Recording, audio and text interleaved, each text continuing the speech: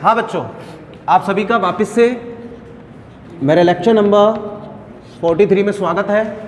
ध्यान दीजिए, आज के हमारे इस वीडियो में मैं आपको लेसन नंबर 4 कैपेसिटर से रिलेटेड जो लैडर सीरीज के जो न्यूमेरिकल्स होते हैं उनको हल करने का तरीका सिखाऊंगा। तो ध्यान दीजिए कि आपके इस पूरे बुक में एक लैडर सीरीज से रिलेटेड एक न्यूमेरिकल दे रखा है। आप निकाल लीजिएगा अपने बुक का पेज नंबर 93 और उसमें आप अनसोल्ड न्यूमेरिकल नंबर 8 को देखिए। कह रहा है चित्र में प्रत्येक संधारित्र की धारिता 1 माइक्रोफैरड है और कह रहा है कि बिंदु ए और बी के मध्य की तुल्य धारिता आपको क्या करनी है, ज्ञात करनी है। तो ध्यान दीजिएगा, सॉल्यूशन। सबसे पहले जो एग्जामिनर ने आपको डायग्राम दे रखा है आप उस डायग्राम का फोकस कीजिएगा।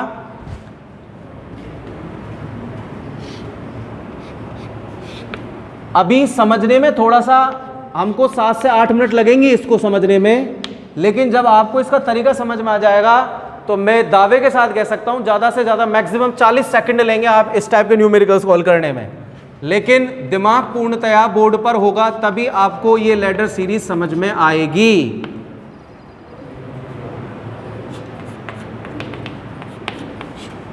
यहां पर कह रहा है कि 8 संधारित्र कनेक्टेड है और कह रहा है ये कंडीशन कहां तक चल रही है, इन्फिनिटी तक चल रही है। और ये पॉइंट ए है और ये पॉइंट बी है, ठीक है ना। और आपको बिंदु ए और बी दोनों के मध्य की आपको तुल्य धारिता ज्ञात करनी है, ठीक है। तो देखो बेटा, उसने कहा है कि जितने भी संधारित्र कनेक्टेड हैं सभी की धारिता 1 माइक्रोफैरड है, ठीक है। तो आपको मैं तरीका बताता हूं। मैं क्या करता हूं, जब सभी की धारिता एक समान है तो मैंने सी सी सी से इनको क्या कर दिया है, रिप्रेजेंट कर दिया है। अब आप देख सकते हैं कि सर सबसे पहले ये एक संधारित्र है। अब ये जो संधारित्र है इसकी धारिता तो अपने आप में एक ही है ना। यहाँ पर 2 हैं, ये भी सीरीज में कनेक्टेड है, यहाँ पर 4 हैं, ये भी सीरीज में कनेक्टेड है, ठीक है ना। तो जो पहला वाला संधारित्र है, पहला वाला, ठीक है ना, उसकी धारिता तो सी है ही, ठीक है ना। दूसरे वाले की कितनी बन जाएगी, 1/c प्लस 1/c, ठीक है ना। कितना आ जाएगा, 2/c। और ये चल रहा है मान कितने के बराबर, 1/c2 के बराबर। तो c2 बराबर में कितना हो जाएगा, c/2। बोलो हो रहा है कि नहीं हो रहा है, हो रहा है c/2। ऐसे ही तीसरे में कितने जुड़ रहे हैं, 4। तो c3 बराबर में कितना हो जाएगा, c/4, ठीक है ना। अगले स्टेप में कितने जुड़ रहे हैं, 8। तो c4 बराबर में कितना हो जाएगा, c/8। हो रहा है कि नहीं हो रहा है। तो मैंने क्या किया है, इसकी c1 यानी कि एक अगला स्टेप और बनाता हूं आपके सामने। आप देखिएगा, पहला इन दोनों की मैंने कॉमन जो धारिता निकाली है उसके लिए मैंने 1 बना दिया। अब इन चारों की जो मैंने कॉमन धारिता निकाली है, इन 8 की जो मैंने कॉमन धारिता निकाली है, और वापस से ये सीरीज कहां तक चल रही है, इन्फिनिटी तक।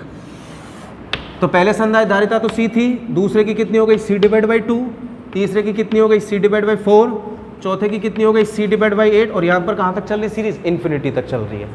अब आप देखेंगे बेटा, इतने बड़े को मैंने छोटा सा कर दिया, ठीक है। कैसे, क्योंकि ये सभी को इसमें कौन से कॉम्बिनेशन में कनेक्टेड थे, सीरीज में। अब आप देखिएगा ये सभी के सब किस में कनेक्टेड है, पैरेलल में।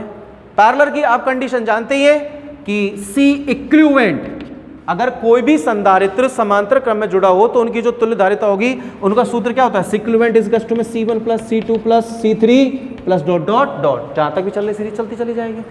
अब मैं यहां पर निकाल रहा हूं तुल्य धारिता। तो C इक्विवेलेंट ए और बी के मध्य, पॉइंट ए और ये पॉइंट बी, इन्फिनिटी लैडर है। तो आप लिखेंगे C plus C/2 plus C/4 plus C/8 up to infinity.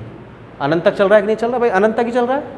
अब यहां से C कॉमन आ रहा है, तो C इक्विवेलेंट को मैंने C में से इस पूरी सीरीज में C को कॉमन ले लिया। 1 प्लस हाफ प्लस 1/4 प्लस 1/8, और सीरीज कहां तक चल रही है, इन्फिनिटी तक, ठीक है ना। अब ये क्या है, इन्फिनिटी सीरीज है, अनंत श्रेणी है, इसको गुणोत्तर श्रेणी में कन्वर्ट कर लें, ठीक है ना। जीपी, तो आप देखेंगे यहां पर गुणोत्तर श्रेणी से, और गुणोत्तर श्रेणी आपने पढ़ी है a/1 - r। अब मैं केवल ये जो पोर्शन है ना, ये वाला पोर्शन, केवल इस वाले पोर्शन को हल कर रहा हूं, ठीक है। तो a क्या होता है हमारे पास, प्रथम पद कितना है, 1 डिवाइड बाय 1 - r। r होता है प्रथम दो पदों का अंतर, होता है। और अगर यहां से भी आपके समझ में नहीं आए ना, यहां से भी आपके समझ में नहीं आए, तो आप एक काम किया करो, पहले पद को छोड़ दिया करो, बाकी के ये दो पद दिख रहे कि नहीं, तो जो तीसरे नंबर का पद है उसमें दूसरे नंबर के पद का क्या दे दिया करो, भाग दे दिया करो, आपके पास अंतर निकल कर आ जाएगा। और ये आपने तो 11th क्लास में पढ़ी होगी गुणोत्तर श्रेणी, यार ये तो बताने की जरूरत कहां पड़ रही है मेरे को। तो 1/4 को डिवाइड करेंगे हाफ से, तो 1/2 के बराबर ही आना है। तो 1 माइनस 1/2 डिवाइड बाई 1/1 में से आधा गया, कितना हो गया, आधा, 2 कहां हो जाएगा ऊपर, बराबर में कितने के आ रहा है, 2 के आ रहा है। तो बेटा ये जो मैंने पूरी सीरीज सॉल्व की है, इसका मान कितने के बराबर आ गया, 2 के। तो मैं यहां पे लिखूंगा C इक्विवेलेंट C इंटू कितना दे रखा है, 2, आ गया ना। अब प्रत्येक संधारित्र की धारिता उसने आपको कितनी दे रखी थी, 1 माइक्रोफैरड, C की जगह पर 1 रख देंगे, तो टोटल A और B के मध्य की जो तुल्य धारिता है वो कितने के बराबर आ जाएगी, 2 माइक्रोफैरड के। उम्मीद करता हूं कि ये सिस्टम आपके समझ में आया होगा बहुत अच्छे से।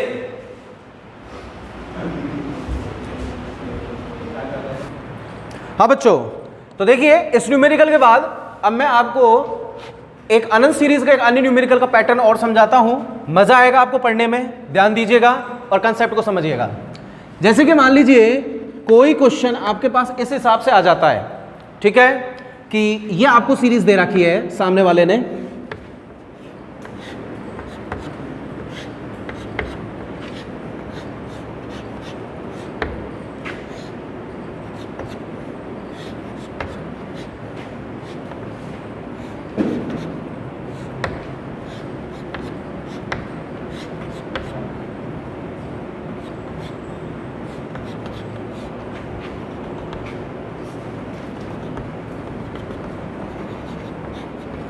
ये सीरीज दे रखी है और कह रहा है कि पॉइंट ए और बी के मध्य तुल्य धारिता ज्ञात कीजिए, ठीक है। जैसे कि मान लीजिए इसकी धारिता दे रखी है आपको 1 माइक्रोफैरड, इसकी दे रखी है आपको 3 माइक्रोफैरड, इसकी दे रखी है आपको 9 माइक्रोफैरड, इसकी भी वही 1 माइक्रोफैरड, इसकी भी वही 3 माइक्रोफैरड और इसकी भी वही 9 माइक्रोफैरड। ये 1 माइक्रोफैरड है, ये 1 माइक्रोफैरड है और ये भी 1 माइक्रोफैरड, फॉर एन एग्जाम्पल। अब ठीक है, और कह रहा है कि पॉइंट ए और बी के मध्य की तुल्य धारिता ज्ञात कीजिए। नॉर्मली जब इस टाइप के क्वेश्चंस आपको बोर्ड एग्जाम में मिलते हैं या फिर यहां से आगे जैसे आप फाउंडेशन लेवल में जाओगे तो आपको इस टाइप के बहुत सारे न्यूमेरिकल्स मिलेंगे, तो आप एक चीज देखा करो कि मैंने आपको एक बात पढ़ाई है इस पूरे चैप्टर में, जैसे कि मैंने आपको आवेशों का पुनर्वितरण पढ़ाया था, जिसमें मैंने आपको चार्ज का डिस्ट्रीब्यूशन समझाया था कि आवेश कैसे स्थानांतरित हो, यानी कि आवेश हमेशा उच्च विभव से निम्न विभव की ओर जाता है ना। लेकिन आवेश कब तक गति करता रहेगा, जब तक कि उसके मार्ग में कोई भी अवरोध बाधा उत्पन्न नहीं होगी। अगर धारा होती तो धारा के मार्ग में बाधा रुकावट कौन करता, प्रतिरोध। अब यहां पर तो चार्ज बह रहा है ना, तो चार्ज को रोकेगा कौन, कैपेसिटर, रोकेगा कि नहीं रोकेगा। तो जैसे कि मान लेते हैं कि पॉइंट ए से यहां से कोई भी ये क्यू चार्ज बहने लगा, तो वो यहां से, अब ये जंक्शन पॉइंट हो गया, बोले तो संधि बिंदु, यहां से ये चार्ज अब 2 भागों में बटेगा कि नहीं बटेगा। पहले उसने यहां पर एक कैपेसिटर मिला जिसकी जो कैपेसिटेंस है वो कितनी है, 1 माइक्रोफैरड। यहां पर भी उसको एक अन्य कैपेसिटर मिला जिसकी कैपेसिटेंस कितनी है, 1 माइक्रोफैरड। यहां से इसको रोकने के बाद क्रॉस करके वो कहां आएगा, यहां आएगा, इस पॉइंट पर आएगा, और इस कैपेसिटर को क्रॉस करने के बाद किस पॉइंट पर आएगा, वो इस पॉइंट पर आएगा। इसको मैंने नाम दे दिया x और इसको मैंने नाम दे दिया y, ठीक है। तो जितना यहां पर उस आवेश का विरोध हुआ है, विरोध होने के बाद यहां पर पहुंचा है, अब जितना यहां पर विरोध हुआ उतना क्रॉस करने के बाद वो कहां पहुंचा, यहां पहुंचा है। अब यहां पर आ जाइएगा, तो यहां पर जब वो पहुंच रहा है, यहां पर जब वो पहुंचा और यहां पर जब पहुंचा है, तो दोनों स्थितियों में उसका विभव कैसा होगा, एक समान होगा कि नहीं होगा, क्योंकि जितना विरोध इस कैपेसिटर ने किया उतना ही कितना किया है, इसने किया है ना, सेम चार्ज ही तो था, ठीक है ना। अब यहां पर जितना पोटेंशियल है यानी कि Vx और यहां पर कितना है Vy, तो हम कह सकते हैं सर यहां पर Vx = में कितना हो गया, Vy। जब मैंने आपको बताया था कि आवेश केवल उसी स्थिति तक ट्रांसफर होता है जब तक दोनों का पोटेंशियल कैसा होगा, अलग अलग होगा, लेकिन जैसे ही दोनों चालकों का विभव कैसा हो जाएगा, बराबर हो जाएगा, तो आवेश स्थानांतरित होता हुआ बंद हो जाएगा। तो बेटा यहां पर जितना विरोध इसने किया है ऊपर वाले कैपेसिटर ने, उतना विरोध किसने किया है, नीचे वाले ने किया है कि नहीं किया है ना। तो इस पोटेंशियल पर आकर तो कोई, अब देखिए यहां पर जब दोनों इन बिंदु x और y पर विभव का मान एक समान हो जाएगा, तो क्या इस कैपेसिटर में उस वाले कोई भी चार्ज फ्लो होगा, क्या कोई भी चार्ज फ्लो नहीं होगा, तो ये कैसा हो जाएगा, निरर्थक हो जाएगा, ठीक है। यहाँ से चार्ज आगे बढ़ा, यहाँ पर इस कैपेसिटर जिसकी कैपेसिटेंस कितनी है 3 माइक्रोफैराड, इसकी भी कितनी है 3 माइक्रोफैराड, यहाँ पर बराबर विरोध हो रहा है, इस पॉइंट पर पहुंचेगा, इसको मैंने नाम दे दिया एक्स डैश, इसको नाम दे दिया मैंने वाई डैश। यहाँ पर भी विभव का मान कैसा रहेगा, एक समान। तो क्या यहाँ पर भी कोई चार्ज डिस्ट्रीब्यूट होगा, क्या ट्रांसफर होगा, क्या नहीं होगा ना। ऐसे यहाँ पे भी नो, यहाँ पे भी नो, तो ये भी काम करेगा कि नहीं करेगा, नहीं करेगा ना, नहीं करेगा। तो ये जो मिडेस्ट वाला कैपेसिटर है ये तो सभी कैसे हो गए, यूजलेस हो गए, खत्म हो गए। तो मेरे पास सीरीज क्या बन रही है अब आप सीरीज, सबसे ज्यादा मेन जो कंसेप्ट है वो यही है कि सर जैसे ही चार्ज ट्रांसफर यानी कि जैसे ही चार्ज फ्लो होने लगता है, गति करने लगता है, तो उसके मार्ग में यानी कि जब तक कोई मार्ग में उसके कोई भी अवरोधक नहीं आएगा तो वो अपने पोटेंशियल को ड्रॉप नहीं करेगा, यानी कि विभवांतर उत्पन्न हो गया, उसके विभव के मान में कोई अंतर नहीं आएगा। ठीक है, यहां पर आया तो कितना विभव आया उसको हमने नोट कर लिया, यहां से आया कितना विभव के मान में अंतर आया उसको हमने नोट कर लिया। हमने देखा सर जिस इस पॉइंट पर जितना है उस पॉइंट पर भी इतना है, क्यों, क्योंकि वो सेम कैपेसिटेंस के कैपेसिटर को क्रॉस करके आ रहा है। तो इस कंडीशन में जब वो आया तो इस संधारित्र में होकर कोई चार्ज ही फ्लो नहीं हो रहा है, क्योंकि दोनों बिंदुओं पर विभव का मान कैसा है, एक समान है। सेम यही कंडीशंस इन सभी पर हो गई, क्योंकि सभी की धारिताएं कैसी हैं, समान है। ठीक है, तो अब नेक्स्ट कंसेप्ट क्या बनेगा, देख सकते हैं आप, ये पॉइंट ए है,